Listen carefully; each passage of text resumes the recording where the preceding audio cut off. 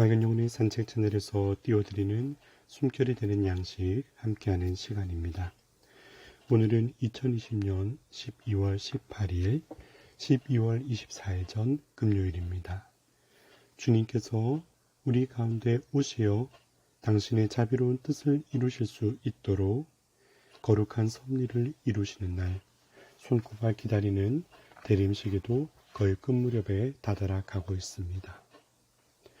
주님께서 이 땅에 오시기에 디디고 살고 있는 우리 모두의 마음이 주님께로 옮아갈 수 있기를 깊이 청하는 때이죠. 특별히 어렵고 힘든 때에도 주님께 대한 믿음을 간직하고 우리 삶의 자리에서 얻어가는 매 순간의 뜻을 의미 있게 새겨갈 수 있는 은총을 간구합니다.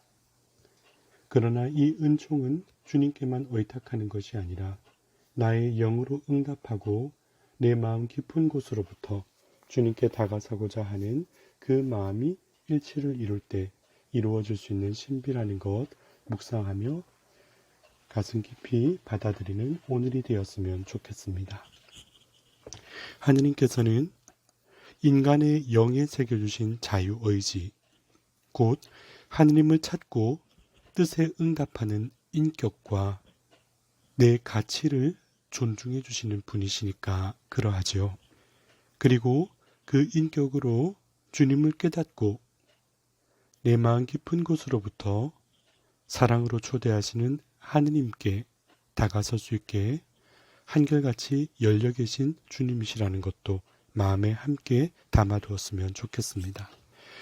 오늘 주님의 말씀 통해서도 주님께서는 저 먼 곳의 하느님이 아니라 사람의 아들로 우리 가운데 오실 것을 비추어 주시는 자비로운 분임을 깨닫게 됩니다. 곧 다윗의 자손으로 인류의 역사에 먼저 찾아 나서시는 하느님의 자비를 볼 수 있게 되는 거죠. 오늘 예레미야서 23장 5절에 내가 다윗을 위하여 의로운 싹을 돋아나게 하리라.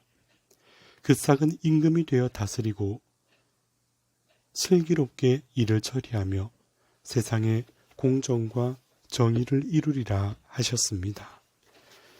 의로운 싹으로 돋아나 우리 모두의 삶의 가치를 하느님의 뜻에 맞게 옮겨주시도록 이끄실 주님. 이 세상에 흩어졌던 질서를 회복하고 상처를 통해 갈라진 사회를 치유하고자 하시는 당신의 음성을 통해 또 동행하시는 당신의 발걸음을 통해 우리의 삶의 자리가 어떤 방향으로 나아가야 할지를 제시해 주는 것이라 하겠죠. 일찍이 이렇게 어느 공동체나 삶을 이루어가는 자리가 나아갈 길을 일러주는 것을 리더의 역할이라 할 수 있겠습니다.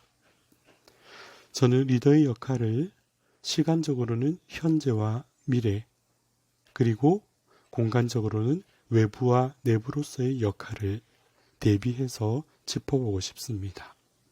먼저 리더의 역할이 현재에는 내부, 외부로 어떻게 미쳐야 하는가 보면 내부적으로는 걸어가고 있는 발걸음을 독려하고 일깨워 줄 수 있는 코치의 역할을 해야 하는 것이죠. 우리가 현재 이렇게 하고 있으니 이렇게 하는 게 어떻겠느냐 하는 조언자의 역할 말입니다. 그리고 이 현재에 있어서 외부적으로는 대변인의 역할을 합니다. 주님께서 그러셨지요. 아버지, 이들이 하는 일을 모르고 있습니다. 수많은 갈등과 번민으로 얼룩진 이 인간 사회에서 우리의 나약함을 굽어보시고 탓하시기보다 고치려 하시는 의사로서의 당신의 발걸음이 바로 그것을 드러내 보여주고 계시죠. 현재의 안으로는 갈 길을 일러주는 조력자요, 바깥으로는 오히려 지켜주며 우리의 삶의 처지를 헤아리시는 주님의 모습, 바로 그 안에서 우리를 이끄시는 참 구세주의 마음을 느낍니다. 그리고 시간적으로 미래를 본다면 내부적으로는 변환의 선도자가 되어야 한다. 우리가 살아왔던 삶의 방법이 과연 하느님 뜻에 맞가진 것인가를 되돌아보고 그 삶의 가치를 새로운 방향으로 옮겨갈 수 있도록 이끄시는 분의 역할을 해주시는 것이죠.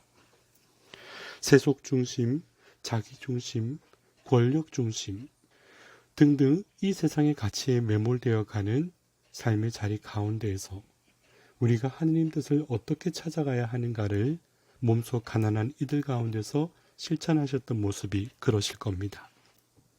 그리고 저 앞날에 외부적으로는 방향을 설정해 주시는 분이셔야 하죠. 하느님 나라에 향한 발돋움이 어떻게 하면 이루어질 수 있는지, 우리가 어느 것을 보고 걸어가야 하는지 말이죠. 그러기에 리더 역할을 정리해 보면 내부적으로는 현재를 다독거리는 조력자요, 미래를 향해서는 변화를 일깨우는 실천자여야 하고, 외부적으로는 현재의 우리의 약함을 변호하여 주고, 외부적으로 나아가는 길에 있어서는 그 방향이 어떠해야 하는가를 몸소 일러주시는 역할이라 하고 말이죠. 이처럼 하느님의 뜻을 우리 삶의 가운데에서 일깨워 주시고 이루어 주시려 실현하는 구세주 메시아로서의 예수 그리스도의 오심을 우리는 함께 기다리는 것입니다.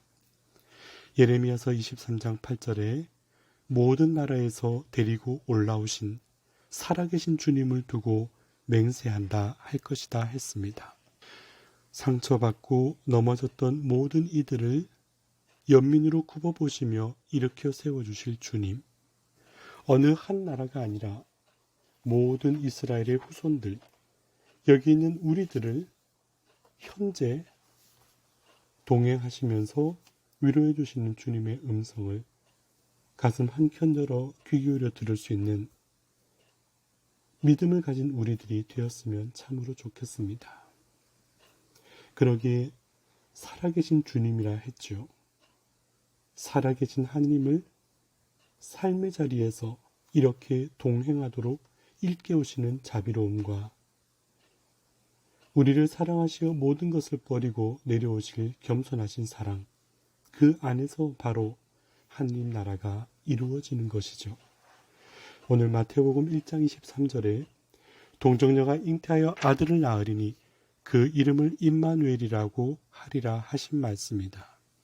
임마누엘은 번역하면 하느님께서 우리와 함께 계시다는 뜻이다 하시고, 하느님 나라가 이루어지는 그 첫걸음이 어떻게 비추어지는가를 우리 가슴 깊은 곳까지 각인시켜 주십니다.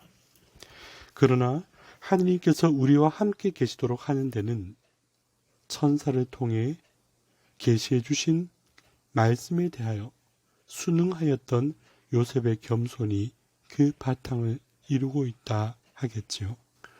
그는 마태복음 1장 19절의 말씀처럼 세상의 율법과 관리를 준수하던 의로운 사람이었는데 기꺼이 응답한 마리아의 모습처럼 그 또한 주님의 아버지로서 하느님의 뜻을 수용하고 주님의 계획을 실현하는 데 동참하는 하느님 나라의 의로운 사람으로 새로이 태어나고, 또한 다윗 가문에 주님의 뜻이 펼쳐진 예언이 성취되도록 그 자리에 증인이 되고 끝까지 침묵 속에 겸손으로 동행하는 이가 되어주시니, 바로 이러한 인간의 응답이 하느님의 뜻에 맞게 이루어질 때 주님의 현존이 우리 가운데 역사되는 것이라 하겠습니다. 마태복음 1장 24절에 잠에서 깨어난 요셉은 주님의 천사가 명령한 대로 아내를 맞아들였다 하였지요. 이 모습처럼 마리아의 겸손한 응답, 요셉의 겸허한 순응이 하느님의 역사에 큰 협력자로서의 역할을 하였듯, 오늘 이 시대에 어려움을 겪고 힘겨움을 함께 짊어지고 가야 할 즈음에 주님의 현존을 살아가는 나의 응답은 어떠할까 돌아보는 시간이기도 합니다.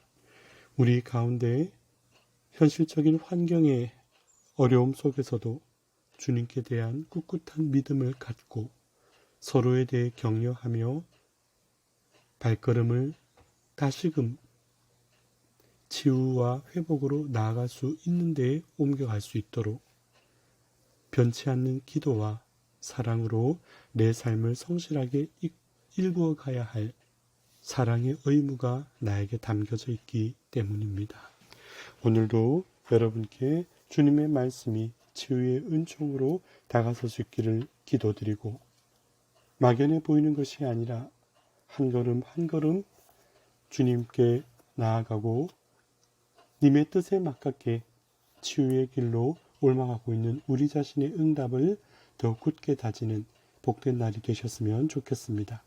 맑은 영혼의 산책 채널에서 띄워드리는 숨결이 되는 양식이 우리 가운데 찾아오실 주님을 기꺼운 마음으로 기다리고 주님의 뜻에 협력할 수 있는 굳은 믿음 더하기를 청하는 마음 담아 여러분께 정성되이 건네어 드립니다.